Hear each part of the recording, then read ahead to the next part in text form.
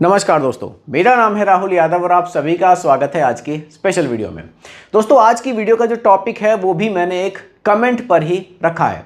देखिए, ये जो कमेंट मुझे किया है सुभाश्री जी ने किया है।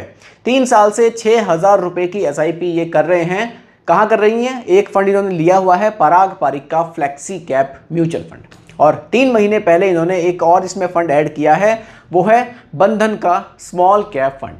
पर अमाउंट इन्होंने नहीं बताया है। हम मानकर चलते हैं कि 6,000 रुपये पराग पारिक में है, तो 2,000 रुपये इन्होंने स्मॉल कैप में निवेश किया होगा। अब उनका प्लान एकदम सिंपल है, 10-12 साल तक इन्वेस्टमेंट करना है और उसके बाद SWP के थ्रू हर महीने एक फिक्स्ड इनकम यहाँ से इनको निकालनी है। सवाल ये उठता है कि क्या ये कॉम्बिनेशन सही है? क्या पोर्टफोलियो बैलेंस्ड है? और क्या 2 फंड्स में 8,000 की SIP लॉन्ग टर्म के लिए काफ़ी है? चलिए इसको एकदम से आसान और सिंपल करके समझते हैं ताकि कोई कंफ्यूजन ना रहे।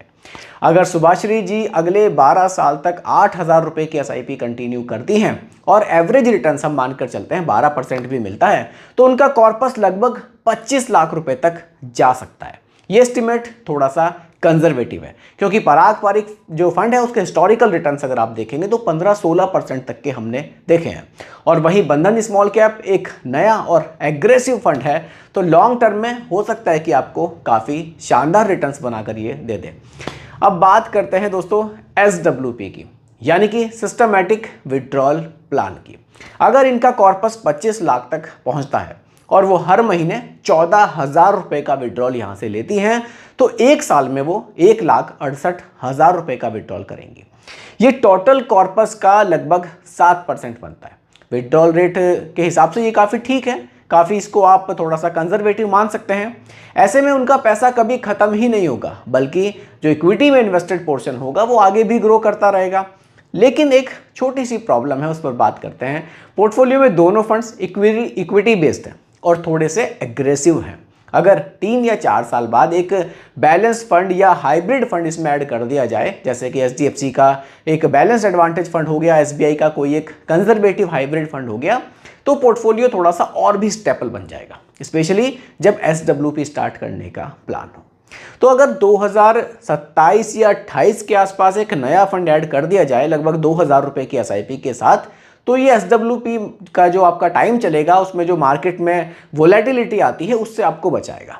देखिए, अब थोड़ी सी इनकी इमोशनल साइड की बात कर लेते हैं। देखिए, सुभाश्री जी जैसे हाउसवाइफ के लिए ये इन्वेस्टमेंट सिर्फ पैसा नहीं होता, ये उनका सेल्फ रिस्पेक्ट, उनकी आज़ादी और उनका परिवार के लिए किया गया एक साइलेंट कंट्रीब्यूशन हम इसको कह सकते हैं।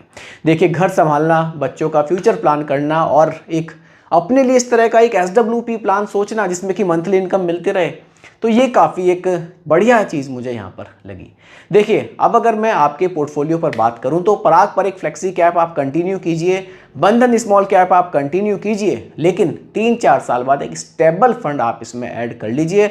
उससे क्या होगा? देखिए, जब आप SWP स्टार्ट करेंगे ना, 14,000 रुपये के आसपास का जो आप मंथली विड्रॉ लेना चाहते हैं, जब आपके पोर्टफोलियो में एक थोड़ा सा स्टेबल फंड होगा, जैसे कि आपने कंजर्वेटिव हाइब्रिड फंड ऐड कर लिया या फिर एक थोड़ा सा एग्रेसिव यानी कि बैलेंस्ड एडवांटेज फंड ऐड कर लिया, तो जो भी आपका कॉर्पस बनेगा वो सारा का सारा आप एक ही फंड में स्विच कर सकते हैं।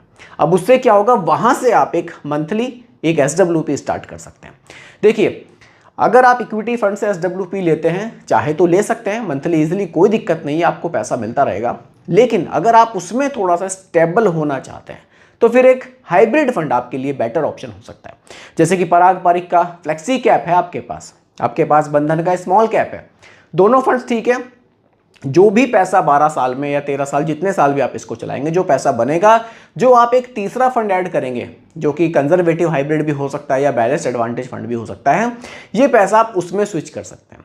उसमें पैसा स्विच हो जाएगा, आपका पूरा पैसा एक जगह हो जाएगा और फिर वहां से आप इजीली एक SWP प्लान चला सकते हैं। अगर आप बैलेंस्ड एडवांटेज फंड लेंगे, कुछ पैसा डेट में रहेगा, कुछ पैसा इक्विटी में रहेगा, मंथली पेमेंट भी मिलता रहेगा और जो पोर्शन आपका इक्विटी में रहेगा वो फिर आगे ग्रो भी होता रहेगा। यानी कि जो पैसा आप हर महीने ले रहे हैं ना, ये पैसा फिर खत्म ही नहीं होगा, आप इजीली इसको हर महीने पेमेंट को लेते रहेंगे। तो दोस्तों, यही आज की वीडियो का टॉपिक मैंने रखा था। अगर आप लोगों को भी लगता है कोई कंफ्यूजन है, उसको डिस्कस करना चाहते हो मेरे साथ, तो आप लोग भी कमेंट मुझे कर सकते हैं। बाकी दोस्तों रिकमेंडेशन नहीं है, सिर्फ एजुकेशनल पर्पस वीडियो मैंने आप लोगों के लिए बनाई है। पसंद आई हो लाइक शेयर कीजिएगा, चैनल पर नए हैं सब्सक्राइब कीजिएगा। मिलते हैं जल्दी एक और नई वीडियो के साथ। धन्यवाद।